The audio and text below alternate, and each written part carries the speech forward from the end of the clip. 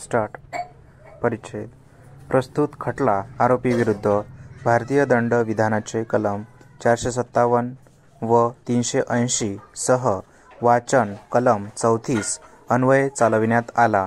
अभियोग पक्षाचे थोडक्यात कथन असे आहे की परिच्छेद.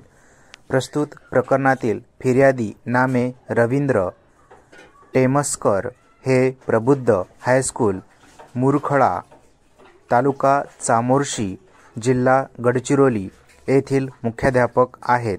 सदर प्रबुद्ध हायस्कूल येथे शासनाकडून प्राप्त झालेले 12 संगणक, 2 CPU व इतर साहित्य शाळेतील डावीकडून खोली क्रमांक 5 मध्ये मुलांच्या शिक्षणाकरिता ओढीने लावण्यात आले होते. सदर खोली क्रमांक 5 वर संगणक कक्ष असे फलक लावण्यात आले होते. दिनांक 17/4/2014 रोजी सदर प्रबुद्ध हायस्कूल येथील चपराशी कवडू विठ्ठल यांनी दुपारी 12 वाजता शाळा बंद करून घरी निघून गेले. दिनांक 18/4/2014 रोजी गुड फ्रायडे निमित्त शासकीय सुट्टी असल्यामुळे शाळा बंद होती.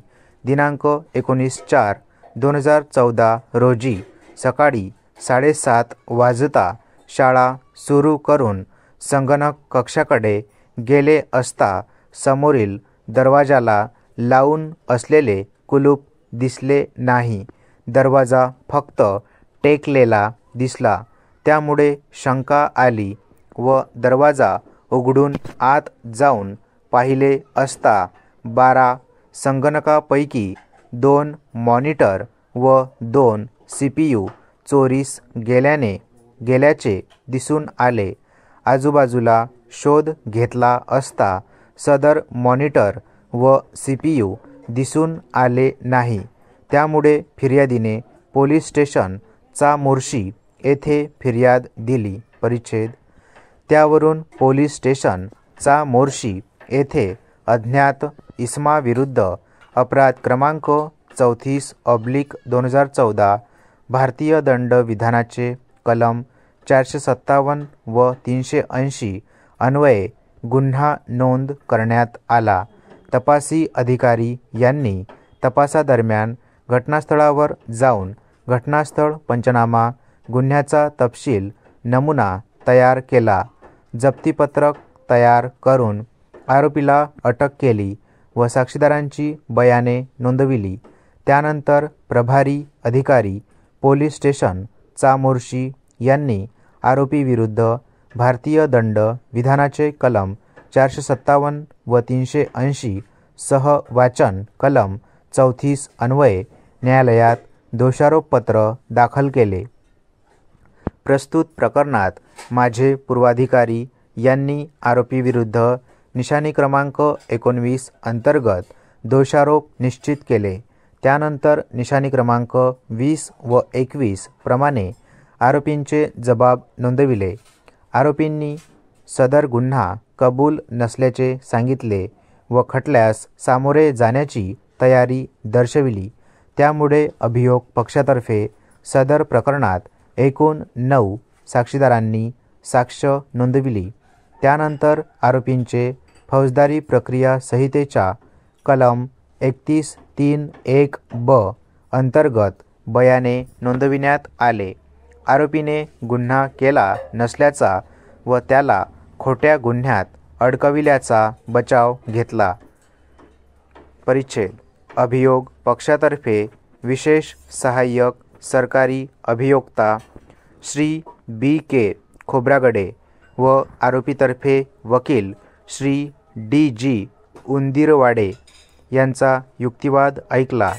अभिलेखाचे बारकाईने अवलोकन केले असता खालील मुद्दे माझ्या विचारार्थ उपस्थित होतात व मी त्यांना खालीलप्रमाणे कारणमीमांसेचे आधारे निष्कर्ष नोंदवित आहोत. परिच्छेद. अभियोग पक्षाद्वारे सदर प्रकरणात अभियोग साक्षीदार क्रमांक 1 रवींद्र टेमस्कर यांचा निशाणी क्रमांक 26, साक्षीदार क्रमांक 2 मुरलीधर बावणे यांचा निशाणी क्रमांक 28 व साक्षीदार क्रमांक 3 कवडू यांचा निशाणी क्रमांक 33 वर तोंडी पुरावा सादर केला. अभियोग पक्षाला तपासी अधिकारी यांचा पुरावा नोंदविण्यात भरपूर संधी देऊन देखील तपासी अधिकारी यांना पुराव्याकामी हजर करण्यात आले नाही. या उलट निशाणी क्रमांक 70 अन्वये पुरसीस दाखल करून अभियोग पक्षाने त्यांचा पुरावा बंद केला.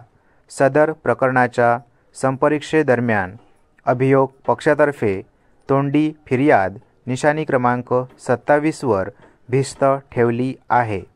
अभियोग पक्षातर्फे असा युक्तिवाद करण्यात आला की अभियोग पक्षातर्फे नोंदविण्यात आलेले साक्ष पुरावे हे एकमेकांशी जुळणारे असून त्याद्वारे चोरीची घटना सिद्ध झाल्याचे दिसून येते. तसेच अभियोग पक्षाने फिर्याद सिद्ध केली आहे. त्यामुळे आरोपीस जास्तीत जास्त शिक्षा देण्याची विनंती करण्यात आली. या उलट आरोपीतर्फे असा युक्तिवाद करण्यात आला की तथाकथित चोरीच्या घटनेशी प्रस्तुत आरोपींचा कोणताही संबंध नाही.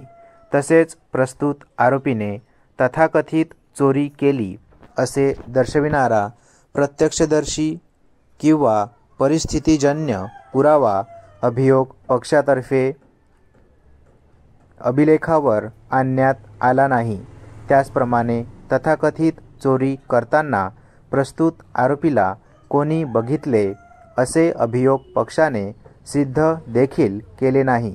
अशा परिस्थितीत आरोपी हा निर्दोष मुक्त होण्यास पात्र आहे. स्टॉप.